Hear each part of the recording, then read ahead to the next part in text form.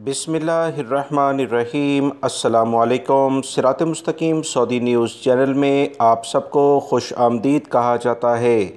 आज 22 जुलाई 2021 है। सऊदी वज़ारत सेहत की जानिब से वबाई मर्ज़ कोरोना से मुतल्लिका अहम तरीन रिपोर्ट जो कि 24 घंटे के लिहाज से जारी की जाती है वो शेयर कर दी गई है, जिसमें बताया गया है कि सऊदी अरब में 1162 अफराद वबाई मर्ज़ कोरोना का पिछले 24 घंटे में अफराद शिकार हो चुके हैं, जबकि 1386 अफराद सेहतियाब होके अपने घरों को भी रवाना हुए हैं। कोरोना की वजह से 15 अफराद का 24 घंटे के दौरान इंतकाल भी हो गया है। इन्ना लिल्लाहि व इन्ना इलैहि राजिऊन।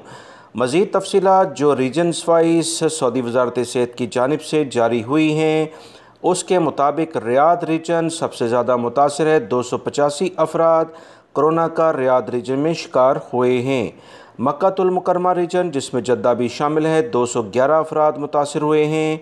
अलशर्किया रीजन जिसे ईस्टर्न रीजन कहा जाता है, दमाम से मुल्का इलाके 158 अफराद यहाँ कोरोना से मुतासर हुए हैं। असीर रीजन में 131 हैं। अलकसीम रीजन जिसमें उनैज़ा बुरैदा दोनों शामिल है 96 अफराद कोरोना से मुतासर हुए हैं।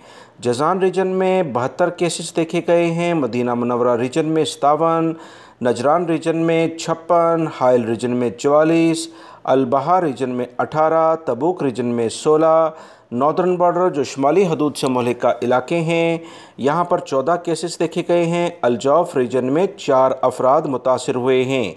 दोस्तों, आलमी इदारे सेहत ने वबाई मर्ज़ कोरोना की बिगड़ती हुई कंडीशन जिसे डेल्टा कहते हैं उसके बारे में एक अहम तरीन रिपोर्ट जारी की है, जिसकी बिना पर इंटरनेशनल फ़्लाइट्स आने वाले दिनों में फिर मुतासर हो सकती हैं।